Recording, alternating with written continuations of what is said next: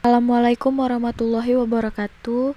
Perkenalkan, nama saya Melia Dwi Putri, kelas SIP 2101A NPM 21120025. Di sini saya akan mempresentasikan hasil kerja saya yang berjudul Pendekatan Tahapan Perencanaan dan Analisa dalam Sistem Informasi. Pengertian pendekatan sistem informasi. Pendekatan sistem adalah pendekatan terpadu yang memandang suatu objek atau masalah yang kompleks dan bersifat interdisiplin sebagai bagian dari suatu sistem. Pendekatan sistem mencoba menggali elemen-elemen terpenting yang memiliki kontribusi signifikan terhadap tujuan. Pendekatan sistem dapat dihubungkan dengan analisis kondisi fiskal, dapat dihubungkan dengan analisis biotis, dan dapat dihubungkan dengan analisis gejala sosial. Yang kedua, ciri-ciri pendekatan sistem. 1. Adanya tujuan. Setiap rakitan sistem pasti bertujuan. Tujuan sistem telah ditentukan terlebih dahulu, dan itu menjadi tolak ukur pemilihan komponen serta kegiatan dalam proses kerja sistem. Yang kedua, adanya komponen. Jika suatu sistem itu ialah sebuah mesin, maka setiap bagian underdeal ialah komponen dari mesin sistemnya. 3. Adanya fungsi yang menjamin dinamika, gerak, dan kesatuan kerja sistem. 4. Adanya interaksi antar komponen, antar subsistem atau komponen dalam suatu sistem terdapat saling hubungan, saling mempengaruhi, dan saling ketergantungan. Kita masuk ke siklus hidup pengembangan sistem. Pendekatan sistem merupakan sebuah metodologi. Metodologi adalah satu cara yang direkomendasikan dalam melakukan sesuatu. Pendekatan sistem adalah metodologi dasar dalam memecahkan segala jenis masalah. Siklus hidup mengembangkan sistem atau sistem development life cycle adalah aplikasi dari pendekatan sistem bagi pengembangan suatu sistem informasi. Selanjutnya kita masuk ke tahap-tahap pengembangan sistem informasi.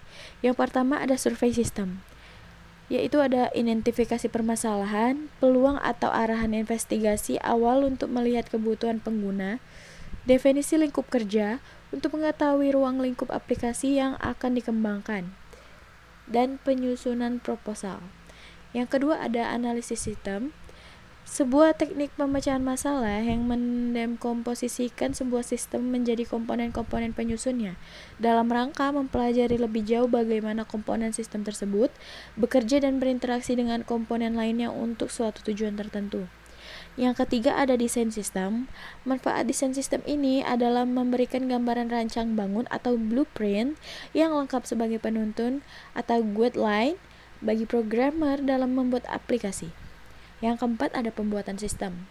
Buatlah aplikasi berdasarkan rancangan yang telah dibuat selain aplikasi. Buatlah juga buku panduan penggunaan aplikasi agar mudah saat melakukan training pada saat implementasi. Yang kelima ada implementasi sistem. Sebelum implementasi, lakukanlah persiapan secara matang mengenai perangkat keras, perangkat lunak, ruangan, dan fasilitas pendukung lainnya. Selanjutnya kita masuk ke perencanaan sistem informasi.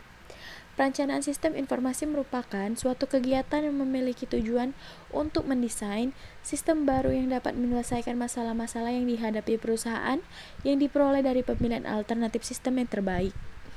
Kemudian kita masuk ke proses perencanaan sistem. Dikelompokkan dalam 3 proses utama, yaitu 1. Merencanakan proses sistem yang dilakukan oleh staf perencanaan, menentukan proses sistem yang akan dikembangkan oleh komite pengarah.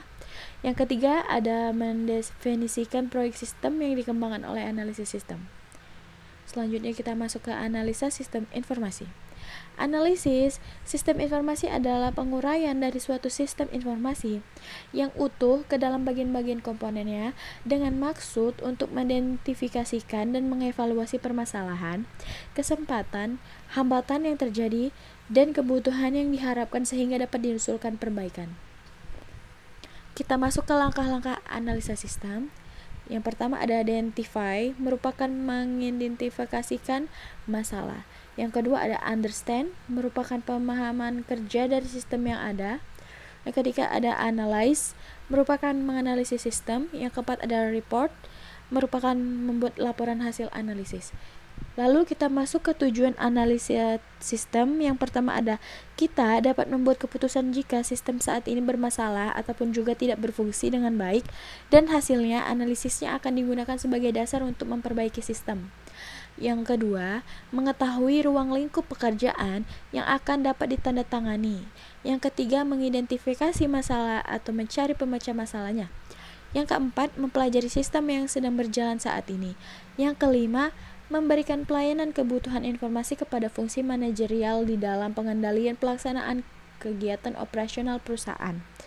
Yang keenam, ada membantu para pengambilan keputusan. Yang ketujuh, mengevaluasi sistem yang telah ada. Yang kedelapan, merumuskan tujuan yang ingin dicapai berupa pengolahan data maupun pembuatan laporan baru. Dan yang terakhir, yaitu kesembilan, menyusun suatu tahap rencana pengembangan sistem. Sekian dari presentasi saya ucapkan terima kasih. Assalamualaikum warahmatullahi wabarakatuh.